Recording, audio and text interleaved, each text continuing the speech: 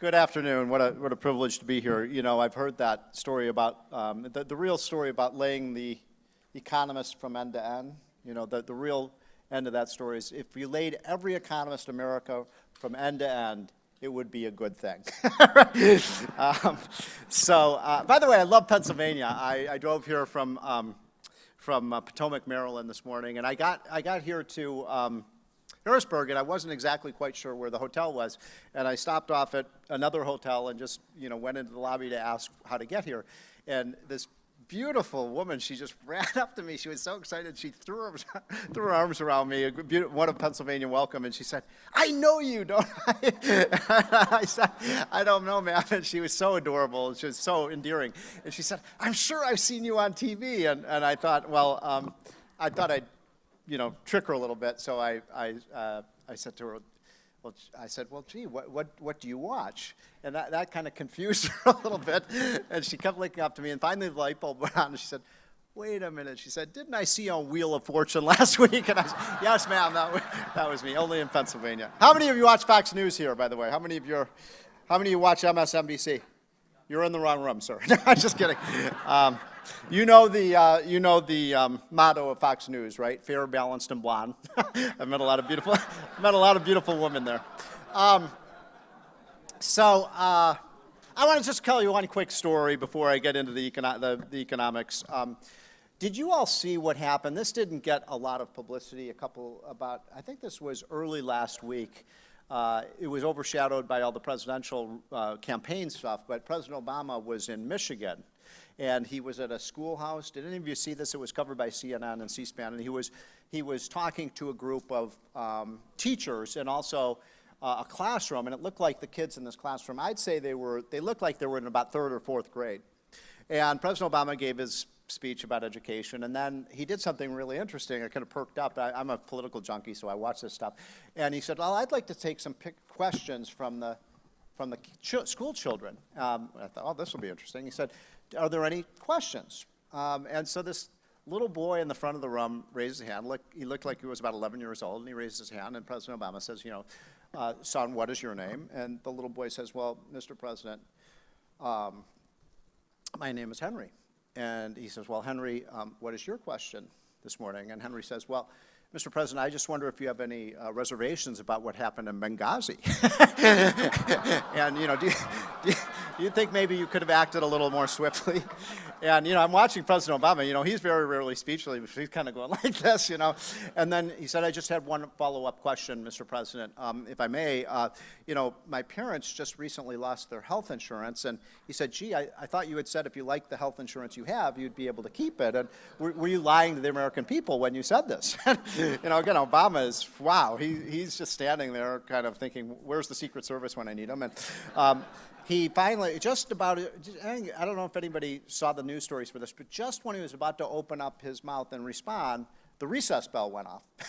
So the kids scrambled outside, and you know, he was just standing there talking to the teachers, and sure enough, 15 minutes later, they reassembled, and he said, "Where was I?" "Oh, yes, I was taking some questions from the school children. Are there any questions?" Well, this adorable little girl in the back of the room kind of shyly raised her hand. President Obama says, "Young lady, what is your name?" And she says, "Well, Mr. President, my name is Grace." And, "Well, Grace, what is your question this morning?" And she says, "Well, Mr. President, I just have two questions for you this morning.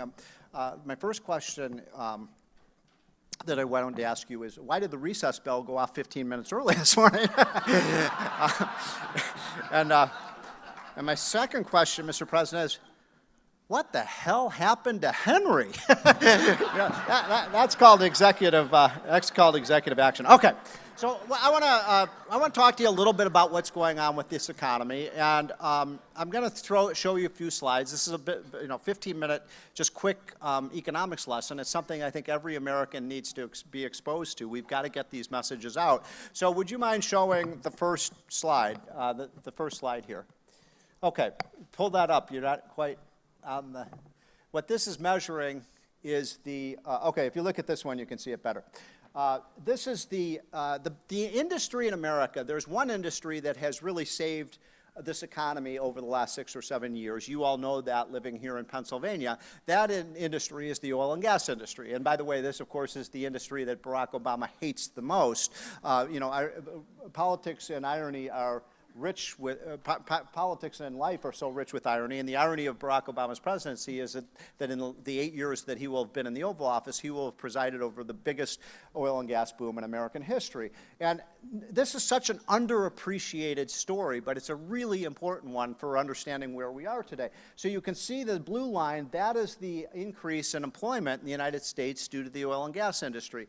The red line is the employment in every other industry in America. And what that's telling you is, you can see the recession that happened in 2008 and 2009, the sharp loss in jobs, and you can see the pathetic recovery we've had, and it wasn't until about 2014 that we regained every job that had been lost during that terrible recession. What that's telling you, ladies and gentlemen, is that the oil and gas industry for the first 5 years of Obama's presidency was responsible on net for every new job that was created.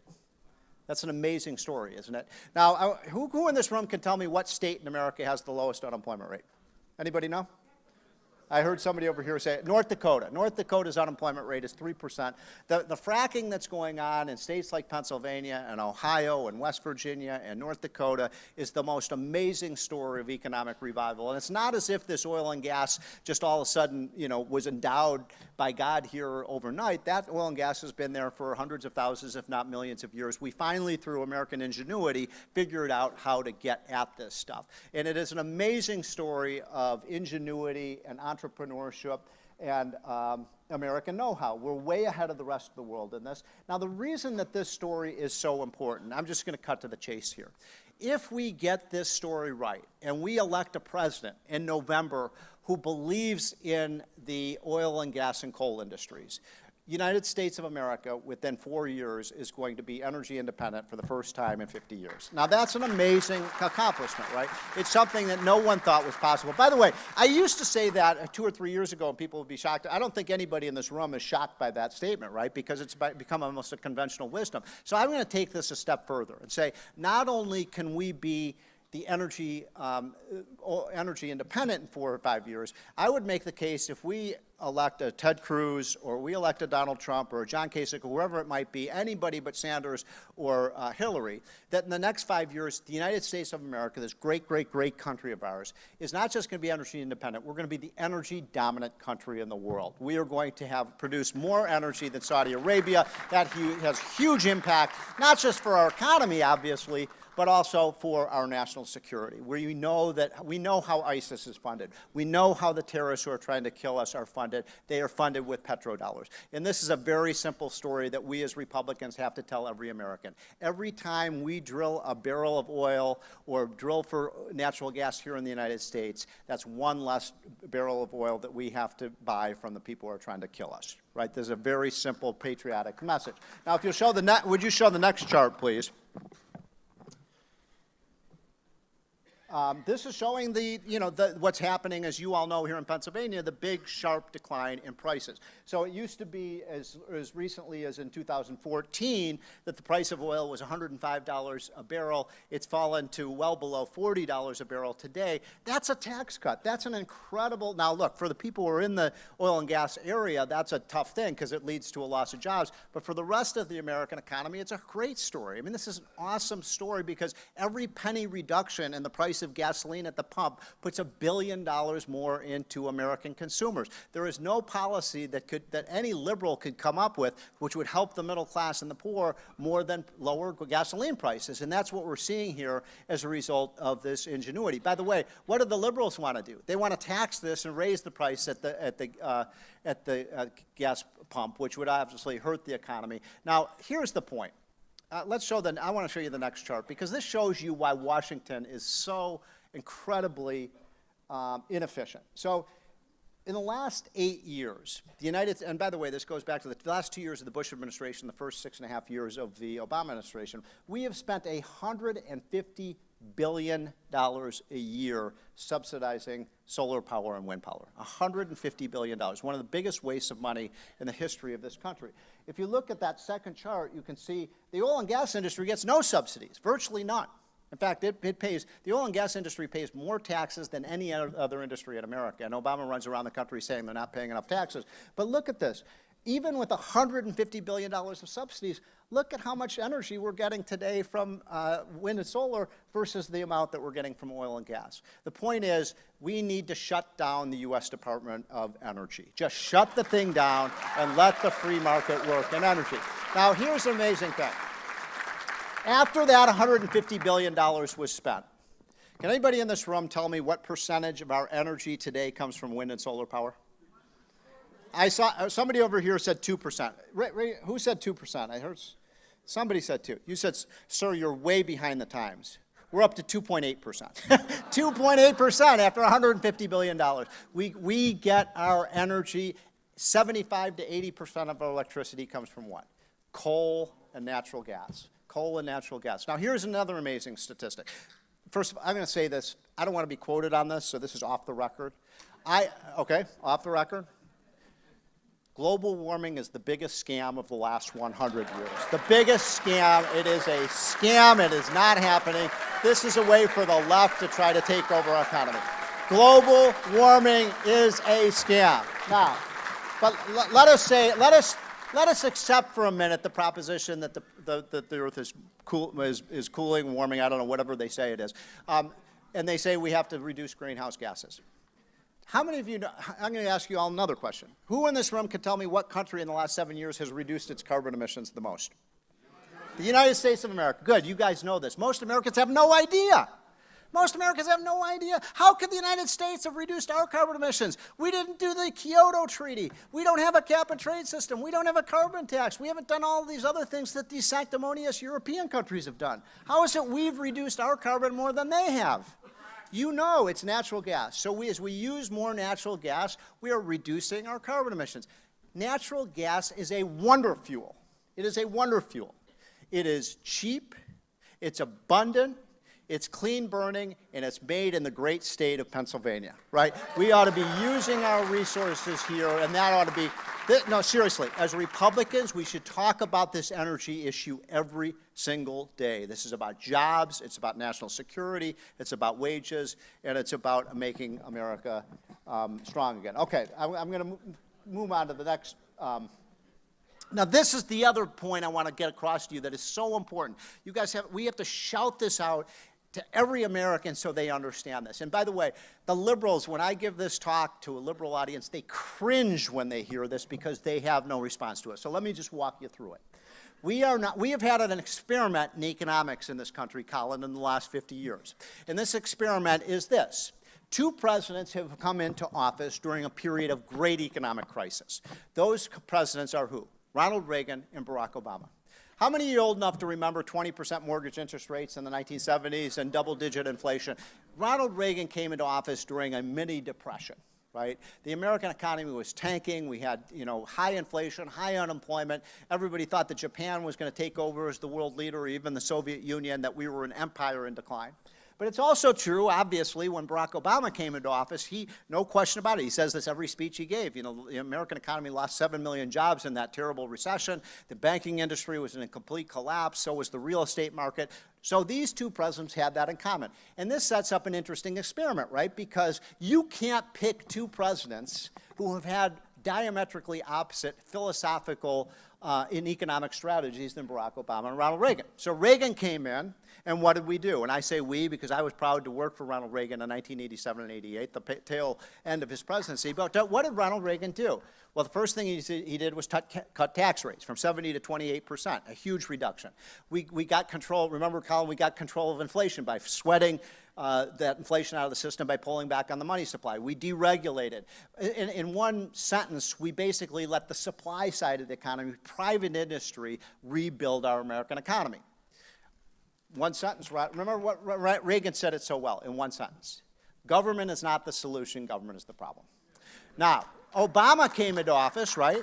Obama came into office with exactly the opposite philosophy. In fact, if there was a philosophy for Barack Obama, it is whatever the problem is, there's a government solution, right? And so think about the cascade of things that Barack Obama has done. Remember, it started with the auto bailouts. Then we remember the $830 billion stimulus bill. Remember the one that didn't create a single job. Then we had 3 minimum wage increases. There were 3 federal minimum wage increases under Obama. Then we had the tax increases on the rich. Then we had Obamacare. Then we had all of these other $7.5 trillion of debt, of borrowing to try to get this economy going. And let's not forget the U.S. Federal Reserve has pumped $4 trillion into this economy. By the way, as an aside, we need a gold standard in America and get rid of the Fed. Get rid of the Fed and let's go to gold and make our dollar and currency as good as gold. Anyway, so 2 philosophies. Now the question is, which one worked better? Right? We got the experiment. Which one worked better? If you look at the blue line there, that is the pace of recovery under Barack Obama. And what that's telling you, by the way, is that the economy has grown. By the way, this is since the recovery began, not during the recession, since the recovery began in June of 2009. So over the 6.5 years that we've been into a recovery, the economy has grown by about 14%.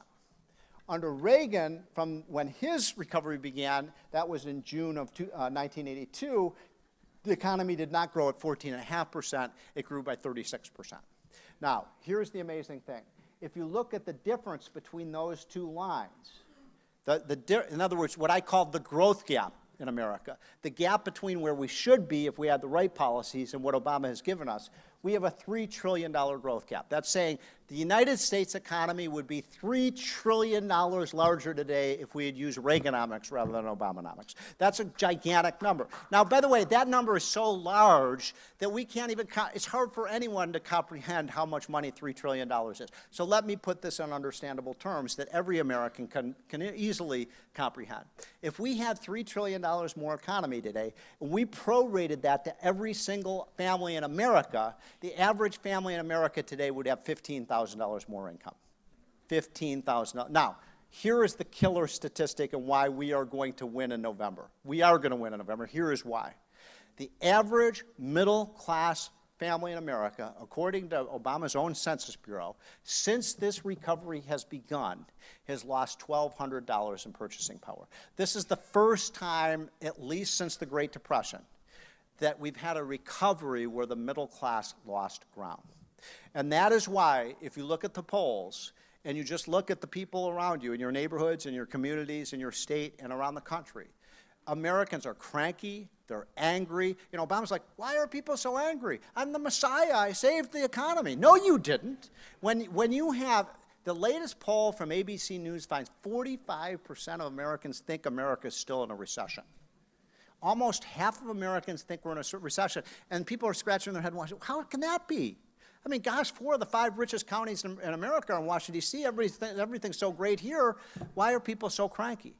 When you are losing income, you're in a personal recession, right? And that's the point we have to make over and over. I want to make a related point when you're debating your liberal friends. There are 4 demographic groups that have lost the most income under Barack Obama. You're going to be shocked when you hear what these 4, I bet you don't know this column, but it's amazing and true. Census Bureau data. The 4 groups that have suffered the most under Barack Obama: blacks, Hispanics, single women, and young people. That's shocking, right? That's the Obama voting coalition, right? Those are the people, those are the folks who voted. We have to, as Republicans, by the way, again, just as an aside, I want to hear Donald Trump, I want to hear Ted Cruz, I want to see John Kasich, I want to see Otto, I want to say you this as you're running for the treasurer here. We as Republicans, every speech we give, if you're running for office, stop and say this. If you're a black, we want your vote. If you're Hispanic, we want your vote. If you're gay, we want your vote. If you're a woman, we want your vote. We're going to be the big party. We're going to win this election, but we have to ask for these folks' vote. And how can we lose the Hispanic vote? Obama's killed Hispanics, right? We have to basically make this point that our growth policies work better than theirs. Show the next chart, please. I'll skip that. I want to make skip, and you can skip that. I want to make this point. Okay, I just wrote a book on this, and if you want to understand why our policies work better than their policies, there is no better way to express this than by looking at the states. You know this, we have red states and we have blue states in America, right? And we have, you know, if you look, just one statistic, because I just wrote a book on this. Every single day in America, and by the way, I'm going to classify Pennsylvania is a purple state. You can't quite figure out whether you're Republican or Democrat. You're purple, but we have most states that are either red or blue. And the red states are becoming redder, and the blue states are generally becoming bluer. So here's an amazing statistic. Every single day in America, twice on Sunday, 1,000 people are leaving blue states, and they're moving where? To red states. That's 4 million people a year are leaving their states and they're coming to our states. Now, why is that? And by the way, what direction are they going? Mostly that they're going from the north to the south, right? Because that's where the red states tend to be. Why are they doing that? Because there's more jobs there, there's more growth there. And this is something that irritates liberals. How can that be? I mean, these liberals keep saying, well, we're building up a workers' paradise in these blue states. You know, we have high minimum wages and high taxes on the rich, and we've got all these regulations, all these things that are supposed to help the working class. Well, why are the working class moving from those states to our states? Now, the best way to summarize this is to look at the 4 largest states in America. So we have Texas, Florida, California, and New York. Those are America's 4 largest states. 1 out of every 3 Americans lives in those states. Now, here's a question for you all. What is the highest income tax? What is the income tax rate in Texas and Florida? 0. They have no income tax. Incidentally, can we all work together here in Pennsylvania to make sure that the 10th no income tax state is Pennsylvania? Let's turn Pennsylvania into a no income tax state. Your Governor Wolf, he wants to raise the income tax for the legislators here. Why don't you double up the ante and say, no, we're not going to increase the income tax. We're going to get rid of the income tax and make Pennsylvania a high-octane state. In any case, so Texas and Florida have no income tax. The income tax in New York and California today is 13.3%. Now, this is not too complicated, right? If you have a 13% tax in one location and a 0 tax in another location, what do you think happens over time? People move from A to B, and that's what's happening. Now, I'll give you another example. And I should know this, but is Pennsylvania a right-to-work state? Let's work together to make sure that Pennsylvania becomes the 26th right-to-work. This is an incredibly important policy. So Texas and Florida are right-to-work states. California and New York are forced union states. And I got to tell you this, if you want economic revival in Pennsylvania, the state's been doing pretty well, but if you want to bring more jobs to Pennsylvania, the single most important thing to do is to become a right-to-work state. The data shows that every job that is created in a non-right-to-work state, 2 jobs are created in right-to-work states. So anyway, what's the bottom line here? For every job that was created in California and New York over the last 20 years, 4 jobs were created in Texas and Florida. 4 jobs. Now, when I debated, any of you know who Paul Krugman is, the liberal? He writes for this left-wing rag called the New York Times, and he's a big liberal. And I debated him this summer on this, and I showed him this chart, and I said, Paul, you got to explain yourself. You keep saying that liberalism is so great for working-class Americans, but they're all moving to states like Texas and Florida. Why is that? And he gets up and he's very full of himself. He said, well, Steve, you've got a pea-sized brain, so you don't understand this complicated stuff. He says, there's a very simple reason why people are moving to states like Florida. It's because of the weather. Because of the weather. Now, look, obviously a lot of people want to live in places where it's sunny and where the weather is warm, no question about it. But then I just nailed him. I have to say, I'm kind of proud of myself. I said, well, Paul, that's a very interesting observation that you're saying this is all relative to the weather and sunshine. And I don't have the Nobel Prize like you do, and I don't teach at MIT like you do, and so on. And I know I have a pea-sized brain, but there's something that's really I just don't understand. If you think this is all because of the weather, then Paul Krugman, please tell me why people are packing their bags and leaving San Diego and they're going to Houston, right? Because nobody goes from San Diego to Houston for the weather. He was like, blah, blah, blah, blah. He had no response to that. Anyway, our policies work, and they're done. All right, the next point I want to make to you, and Colin, I promise, I just thought I'd show you where the growth is and where it's not. This is based on our latest estimate of which states get it right and which states don't get it right. And you can look at Utah. There's something about the Mormons, but we've done this 8 years in a row. Utah has become #1 every year. Look at the 41st state. There's a lot of work to be done in this state. A lot of work to be done. You got to get rid of your income tax. You got to become a right-to-work state. And by the way, just so you don't think this is too hard to move up, I want to point out, look at the #3 state on this chart, Indiana. Colin, when we started this 8 years ago, Indiana was 24th. But they've had, as you know, 2 great governors, Mitch Daniels and Mike Pence. And you want to see what a Republican governor can do for a state, they've moved from 24th up to 3rd. If you get rid of this idiot you've got as governor and elect somebody who's pro-growth, and you're going to move way up the scales on this. You don't want to, look, the bottom line is very simple. Let me show you the next chart if you want to see the power of these ideas. So this is U.S. employment from 2007 to 2013. You can see the recession. You can see the meager recovery. So that red line is all jobs in America. Look at Texas. Ladies and gentlemen, the Lone Star State, the great state of Texas, created more jobs from 2007 to 2013 than the rest of the country combined. Wow. What's the point of all this? If we want to make America competitive and economically strong and prosperous, we have to make America look less like New York and more like Texas. It's really that simple. All right, a couple of last quick points, and then I'll let you move to your next session. Will you show the next chart? I'm going to skip that. I want to talk a little about taxes, because Colin, you and I have spent, 25 years working on tax reform. He's got this great program that he's running, Sunset the Code. I love this, Colin. I want to do whatever I can. We've got to get rid of our complicated tax system and make it very simple. Now, why is that? This is another good chart to use when, and by the way, I'm happy to make this available to anybody. Anybody who wants these charts, you can have them. So the green line is the highest tax rate in the United States.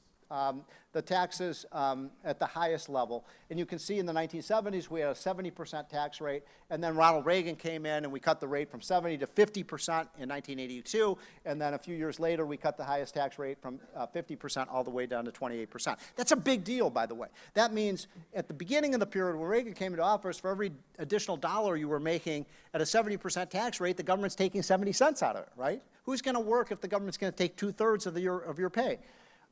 Reagan and the great Jack Kemp and the Wall Street Journal editorial page and Art Laffer and others were saying those tax rates were so high, they were suffocating the economy, so we cut those rates down. Now, here's what's interesting. Two things happened. First of all, when we cut the highest income tax rate from 70 to 28%, do you think income tax revenues went up or did they go down?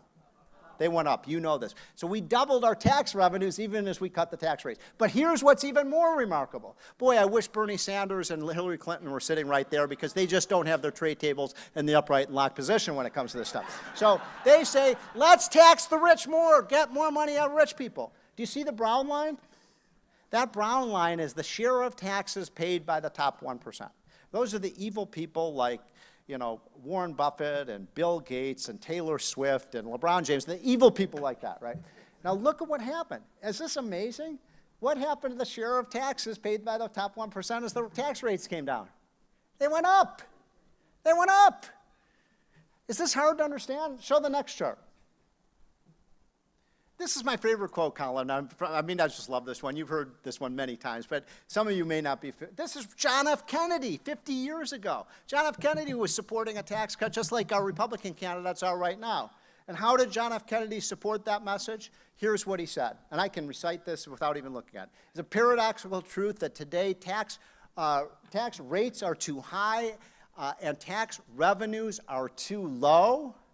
And the soundest way to raise the revenues is to cut the rates now. Wow, I mean, wow.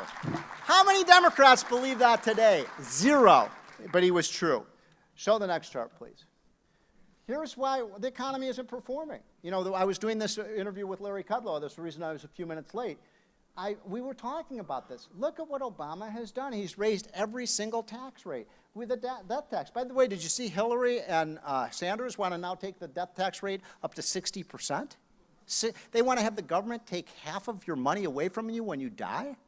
I mean, I'm with Steve Forbes. Remember what Steve Forbes used to say on this? In America, we ought to have a policy that says no taxation without respiration, right? And he was right about that one. So we've raised the death tax, we've raised the dividend tax, we've raised the capital gains tax, we've raised the small business tax. That's the reason the American economy isn't performing. If you tax something, you get less of it. We're taxing investment, we're taxing work, we're taxing saving, we're taxing entrepreneurship. No wonder the economy isn't performing. Now, if you'll show the next chart, here's something that will really scare you. This is Hillary Clinton's simple flat tax. Woo! I mean, seriously, this is what she wants to do. How much money did you make? Send it in. It can't get much simpler than that. But look, seriously, I work on Ted Cruz's, how many of you Ted Cruz people in this room? So I helped write Ted Cruz's tax plan. He wants to bring the rates down to 16%, get rid of all the garbage and stuff out of the tax system, get rid of the IRS, and do that in conjunction, Colin, with this, sunsetting the code. And we're going to create a system that we're going to go from the highest tax rate country in the world to the lowest. Now, I want to skip forward. Can you skip forward a few? Keep skipping. I want to show you something that's important here. Keep going. It's sort of towards the end. Keep going, keep going, keep going. Keep going. Keep going. Keep going, keep going, keep going, keep going, keep going, keep going, keep going. Next one. One more. One more. Okay, this is really important. What do we have to do to get the American economy to perform better? One of the things that's killing us is our business tax rate. How many of you know that the United States of America has the highest business tax rate in the world? Most of you probably know that. We're at 35%. You see that black line? That's the U.S. corporate tax rate over the last 25 years. We haven't changed it at all. The red pillars you're looking at, those are the tax rates on average of the countries that we are competing with. What's been happening over the last 25 years is the rest of the world is practicing Reaganomics, right? They're cutting their tax rates to become more competitive and to bring more business to their country. So now we have a situation, and by the way, it is unpatriotic, and I use that word very intentionally. It is unpatriotic to continue to support a 35% corporate business tax rate in America. Because what's happened is the rest of the world now is at closer to 20%. And what that's telling you is every single American business, whether they're in Pennsylvania or whether they're in New York or whether they're in California or wherever they are facing a 15 percentage point tax penalty relative to countries that we compete with, Germany, France, Italy, Spain, whatever country. So here's the point. This is like a tariff that we're putting on our own goods and services. It's the dumbest policy you could possibly imagine. If we cut that rate from 35% down to about 15%, I think you're going to see a flood of businesses come back to this country. You're going to bring jobs back to America. That's one of the most important things. Finally, I promise this is my last point. If you go back a few, because I've skipped something, I want keep going back. Keep going. Keep going. Keep going. Keep going. Yeah, that was the one. Go forward one. Okay. So if you want to see why government is so incompetent and screws things up so much, this chart really tells it all. So what this is showing is the inflation rate by industry over the last 10 years.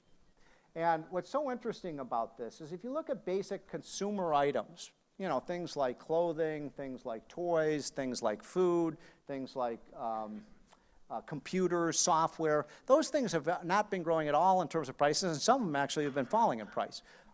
That's the power of competitive markets.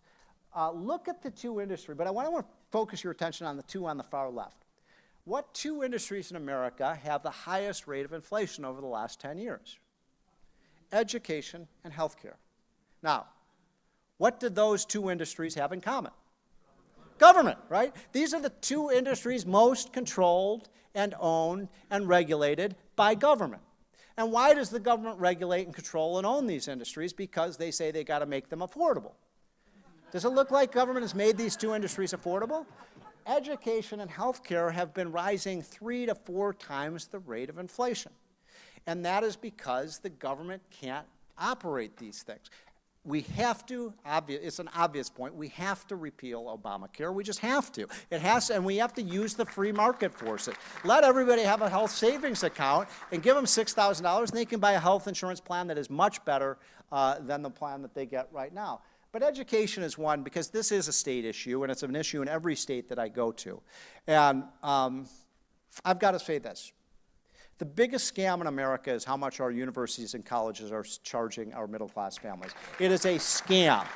It is a scam, and left-wing folks run these organizations. And where's Otto? Is he still here? Otto, when you become the treasurer, you know what you have to do? I'm going to make trouble for you, but you have to do this.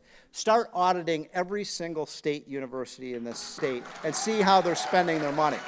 Because there is no reason why a college degree or at a college or university should cost half of what it costs. The average tenured professor in America today teaches 3 hours a week and they get paid $175,000. That's a scam, right? I have 3 kids. I have 3 sons, 2 teenagers who I don't like very much, and an 11-year-old who I'm still kind of fond of.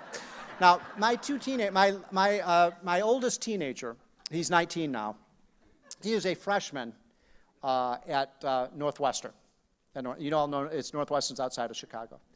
I wonder if you all can guess what I pay each year all in for room, board, and tuition at Northwestern. I heard somebody say 55, $62,500. That's robbery. That's stealing, right? By the way, when my son, you know that day, how many of sons or daughters in college today in this room? A lot of you do. You know, there's a very emotional day when your kid goes to college, you know, they're packing their bags and leaving home, hopefully forever.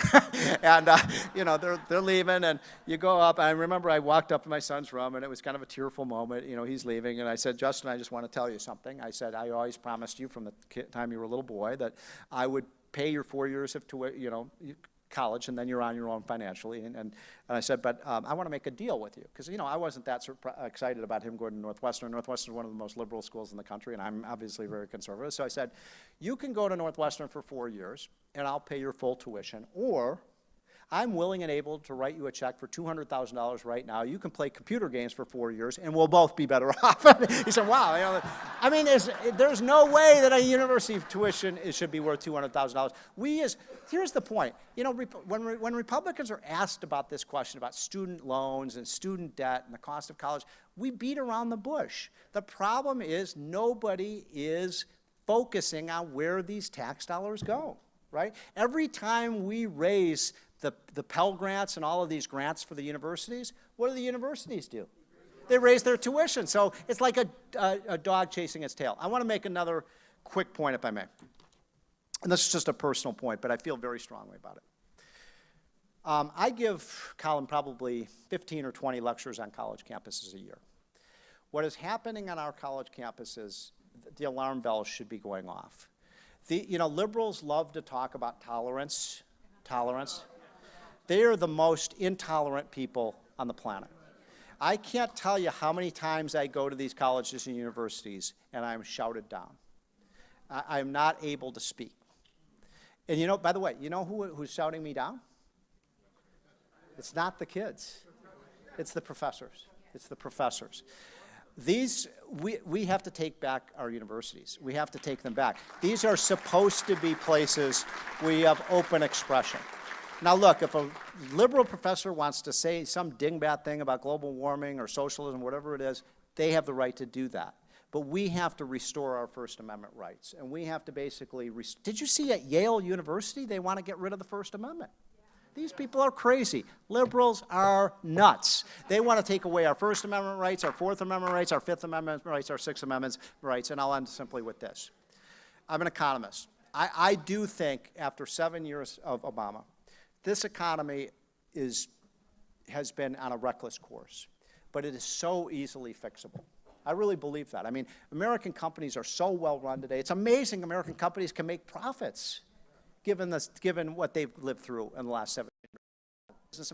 That's about 2016, who is pro-worker, pro-business, pro-trade, pro-wage increase, pro-tax cut, pro-energy development, pro-regulatory relief.